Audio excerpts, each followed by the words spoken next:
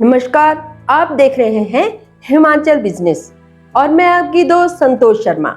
हिमाचल के कण कण में शिव का वास।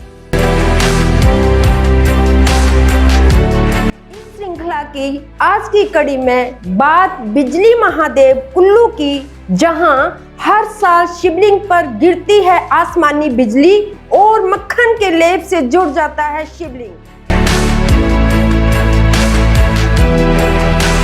जिला में ब्यास और पार्वती नदी की 2464 मीटर ऊंची पहाड़ी पर स्थित है बिजली महादेव मंदिर पर हर 12 साल बाद आसमानी बिजली गिरती है, लेकिन कोई भी नुकसान नहीं करती। आसमानी बिजली का निशाना इस मंदिर में स्थित शिवलिंग होता है। आसमानी बिजली गिरने से शिवलिंग के टुकड़े टुकड़े हो जाते हैं, जिन्हें स्थानीय लोग अपने घरों से इकट्ठा किए मक्खन से जोड़ देते हैं। मक्खन कठोर हो जाता है, इसलिए शिवलिंग का रंग सफेद हो जाता है।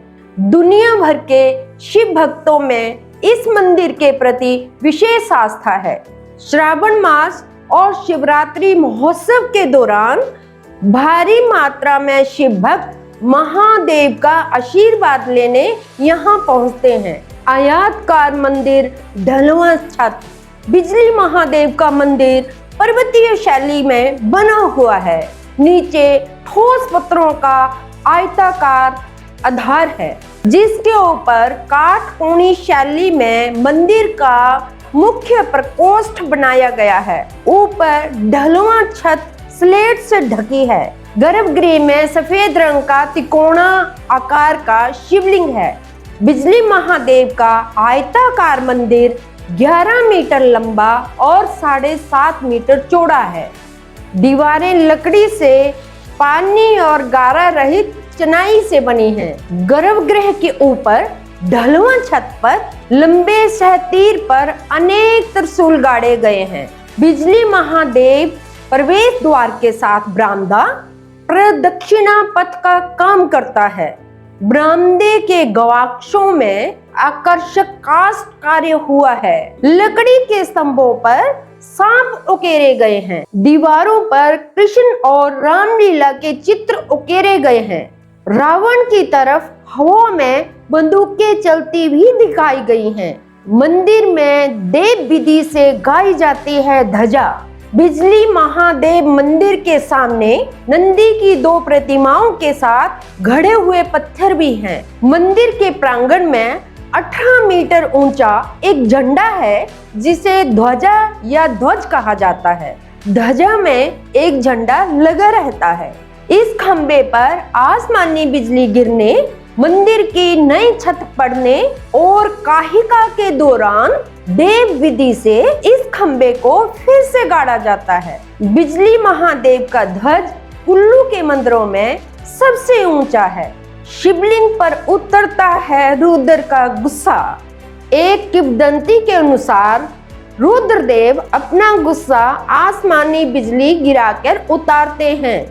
कुदरत और मनुष्यों को रुद्र के महाविनाश से बचाने के लिए महाशिव ने इसे अपने शिवलिंग पर सहन करने का निर्णय लिया था। महाशिव ने बिजली गिरने पर शिवलिंग को होने वाली क्षति को जोड़ने के लिए मक्खन का उपयोग करने की बात कही थी। अद्भुत बात है कि बिजली महादेव का मक्खन से जुड़ा हुआ शिवलिंग अपना पुराना प्रारूप ग्रहण कर लेता है और मक्खन ठोस बन जाता है। सदियों से ये प्रक्रिया यूं ही चलती आ रही है।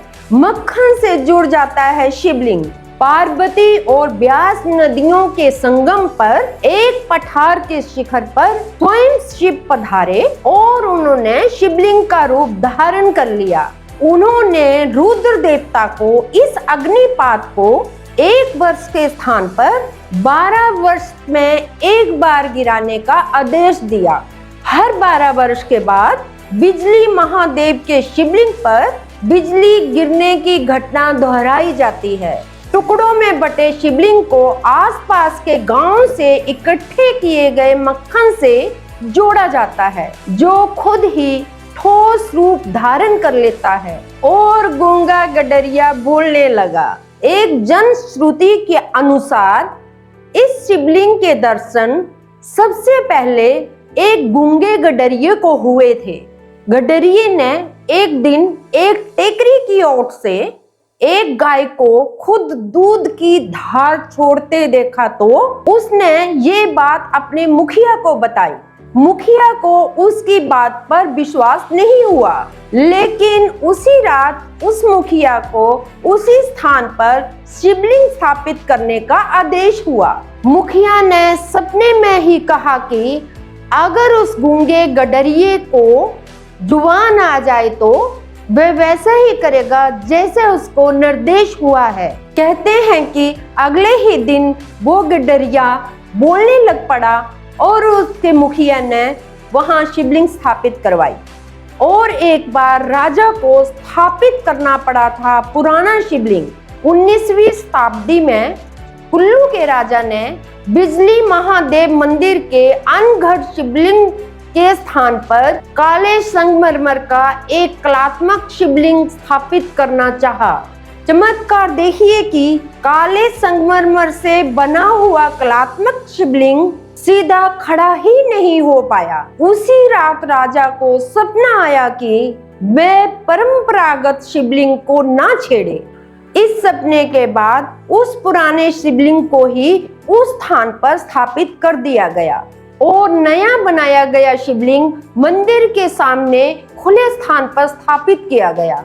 तो ये थी कुल्लू जिले में स्थित बिजली महादेव मंदिर की कहानी। आपको ये कहानी कैसी लगी? अपनी प्रतिक्रिया जरूर दें। अगर आप इस वीडियो को YouTube पर देख रहे हैं तो हमारे चैनल को सब्सक्राइब करें। अगर आप इस वीडियो को Facebook पर देख रहे हैं तो हमारे पेज को लाइक करें, फॉलो करें। आप हमें इंस्टाग्राम और ट्विटर पर भी फॉलो कर सकते हैं। धन्यवाद।